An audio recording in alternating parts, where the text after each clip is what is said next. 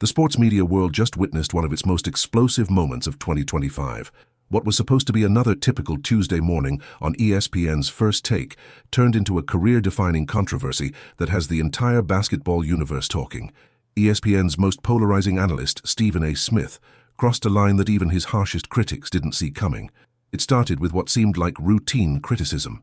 Smith, known for his bombastic takes and theatrical delivery, set his sights on Boston Celtics superstar Jayson Tatum during his recovery from a devastating Achilles injury. But this wasn't your standard "he needs to step up" commentary. This was personal, calculated and brutal. He's soft, talented, absolutely, but he's not that guy when it matters, Smith declared, his voice rising with each word. Boston needs a killer instinct, and Jayson Tatum just doesn't have the DNA of a true champion. He folds under pressure. He's not built for those clutch moments. The segment was supposed to end there, another day, another Stephen A. hot take, but within hours, social media exploded, not from fans defending or attacking Tatum, but from the man himself. In an unprecedented move, Tatum went live on Instagram with over 250,000 viewers, watching in real time, as he delivered a response that was calm, calculated, and absolutely devastating. "Some people make a living tearing others down," Tatum said, looking directly into the camera. "I make mine showing up when it counts. See you in the finals." What's your take on this? Should athletes fire back at media criticism, or should they stay silent and let their game do the talking? Drop your thoughts below, because this story is just getting started. The aftermath was immediate and intense.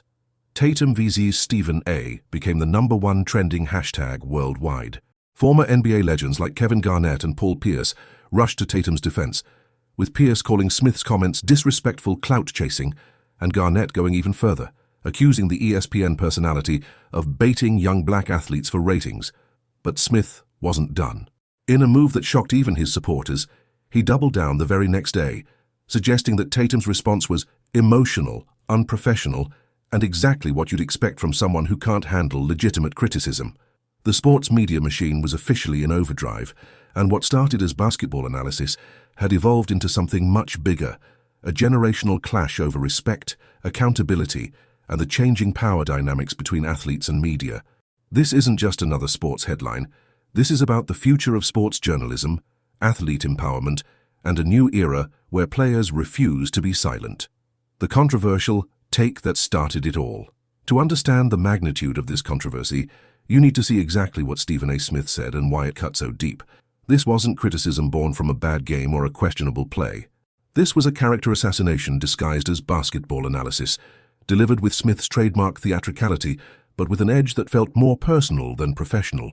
The segment began innocuously enough. First Take was discussing the Eastern Conference playoff picture and how Tatum's injury had affected the Celtics' championship aspirations. Co-host Molly Kerrim asked Smith about Tatum's legacy and whether his injury might actually provide him with valuable perspective for his eventual return. That's when Smith's tone shifted. "Let me tell you something about Jayson Tatum," Smith began, his voice taking on that familiar crescendo.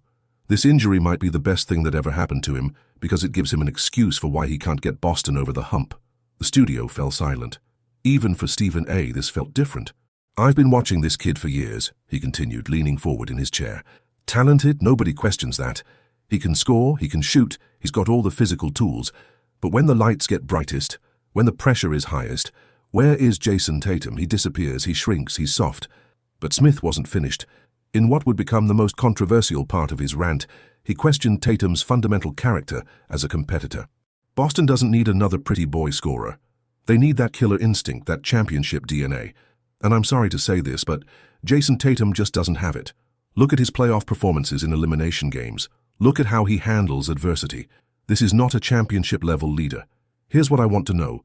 Do you think Stephen A. went too far, or was this just honest analysis that Tatum couldn't handle? The reaction in the studio was immediate. Shannon Sharpe, who was guest hosting that day, looked visibly uncomfortable. Even Molly Kerrim seemed taken aback by the intensity of Smith's criticism. Social media began buzzing immediately, but most assumed this would follow the typical cycle: outrage for a day, then forgotten by the next news cycle. What nobody anticipated was Tatum's response. The Celtic star, who has historically avoided media controversies and maintained a professional demeanor even in the face of criticism, was apparently watching the show from his rehabilitation facility. And he had heard enough. The stage was set for a confrontation that would redefine the relationship between athletes and sports media.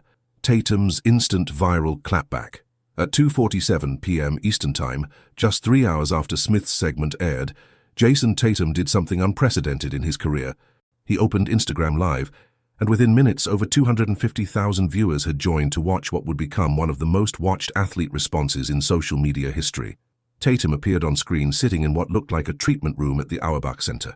He was still in his rehabilitation gear, crutches visible in the background, but his demeanor was anything but defeated. He looked directly into the camera with the same ice-cold expression he wore during clutch moments on the court. "I don't usually do this," Tatum began, his voice calm but firm. "I don't usually respond to noise. But when someone questions your character, questions your heart, you have to set the record straight." He paused, letting the weight of his words sink in before continuing. "Some people make a living tearing others down. They need controversy, they need drama, they need to create storylines, because that's how they stay relevant. I make my living showing up when it counts. And I've been doing that since I was drafted." The viewer count was climbing rapidly.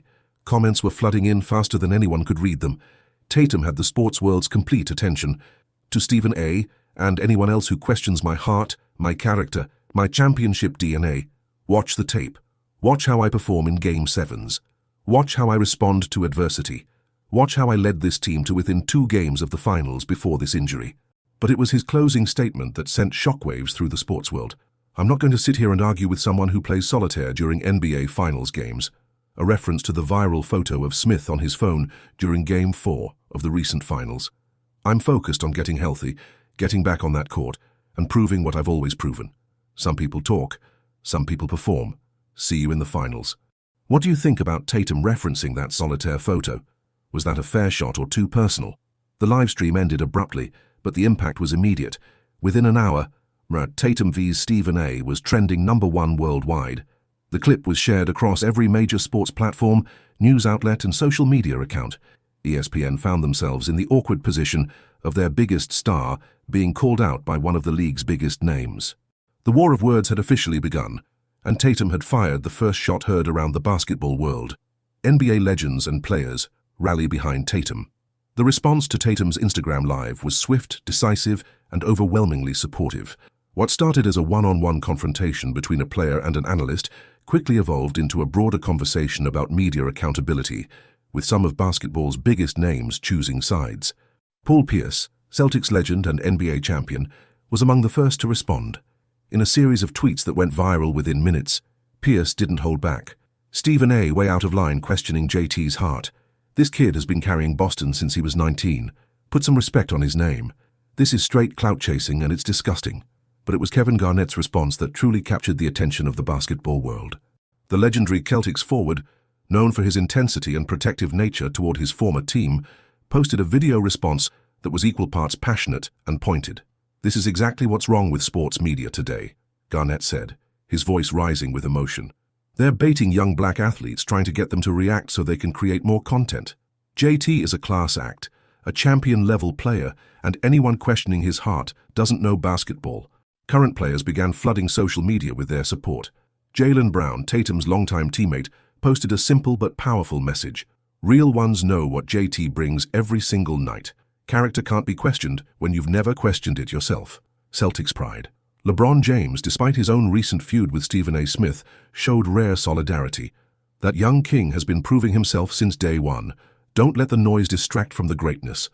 Respect the game and respect the player." Do you think this unity among players shows that Stephen A. finally went too far, or are they just protecting one of their own? The support wasn't limited to current and former players. Coaches began weighing in as well. Brad Stevens, Celtics president of basketball operations and Tatum's former coach, issued a rare public statement. "Jayson Tatum exemplifies everything you want in a franchise player. His character, work ethic, and leadership are unquestionable. Anyone suggesting otherwise simply hasn't been paying attention." Even international players joined the conversation. Luka Doncic tweeted, "JT is one of the most competitive players I've faced. Real recognize real." Giannis Antetokounmpo added, "Championship hearts aren't born, they're proven. JT has been proving his for years." The overwhelming support for Tatum wasn't just about basketball. It represented a generational shift in how players view their relationship with sports media. They were no longer willing to accept personal attacks disguised as analysis, and they had the platforms to fight back. Stephen A. doubles down and the media firestorm. Rather than backing down or clarifying his comments, Stephen A. Smith did what he's always done when faced with controversy. He doubled down hard. The very next morning on First Take, Smith opened the show with what can only be described as a declaration of war. "So Jayson Tatum wants to come for me," Smith began, his voice already reaching peak intensity. "Let me tell you something. I've been doing this for 25 years. I've covered this league when he was in diapers, and if he thinks a cute little Instagram live is going to intimidate me, he's got another thing coming." Smith's response was calculated to inflame, not de-escalate. He questioned Tatum's professionalism, suggesting that a real champion would focus on rehabilitation rather than social media feuds. But it was his personal attacks that crossed the line for many viewers. "This is exactly what I'm talking about," Smith continued. "Emotional, reactive, can't handle criticism. If you can't handle what I'm saying on television, how are you going to handle Game 7 pressure? This response proves my point better than I ever could." The backlash was immediate and severe. ESPN's phones were reportedly ringing non-stop with complaints. Sponsors began questioning their association with Smith's inflammatory rhetoric. "Does ESPN do something?" began trending alongside Tatum v. Stephen A. What made Smith's response particularly tone-deaf was his complete dismissal of the broader conversation about media responsibility. When Shannon Sharpe attempted to suggest that perhaps the criticism had been too personal, Smith shut him down. "I'm not here to coddle these players. My job is to tell the truth, and if they can't handle the truth, that's on them. What's your opinion on this? Should sports analysts be able to question a player's character, or should criticism stick to on-court performance?"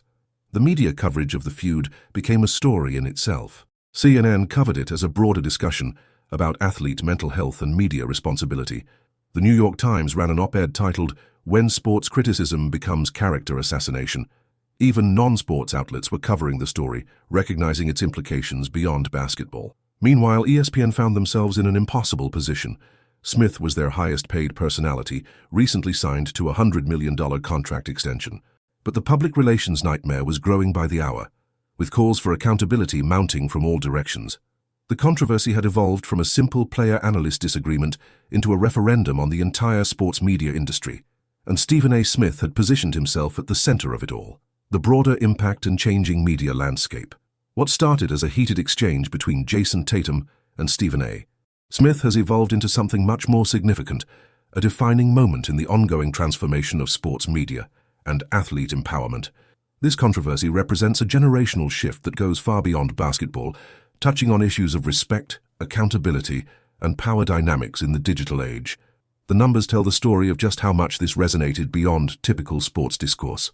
Tatum v. Stephen generated over 12 million interactions across all social platforms within 48 hours.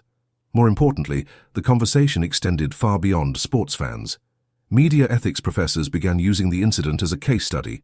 Journalism schools scheduled emergency discussions about the boundaries of sports criticism.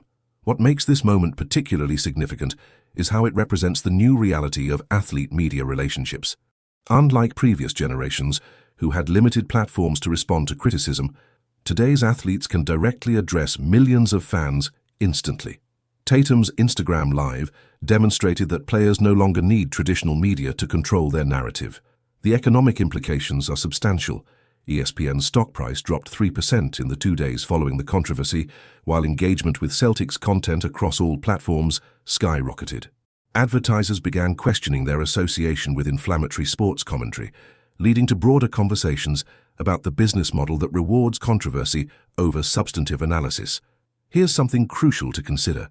Do you think this controversy will change how sports media approaches player criticism, or will it just be forgotten in the next news cycle? The generational divide is perhaps most evident in the response patterns. Older media personalities largely supported Smith's right to express strong opinions, while younger journalists and content creators overwhelmingly sided with Tatum.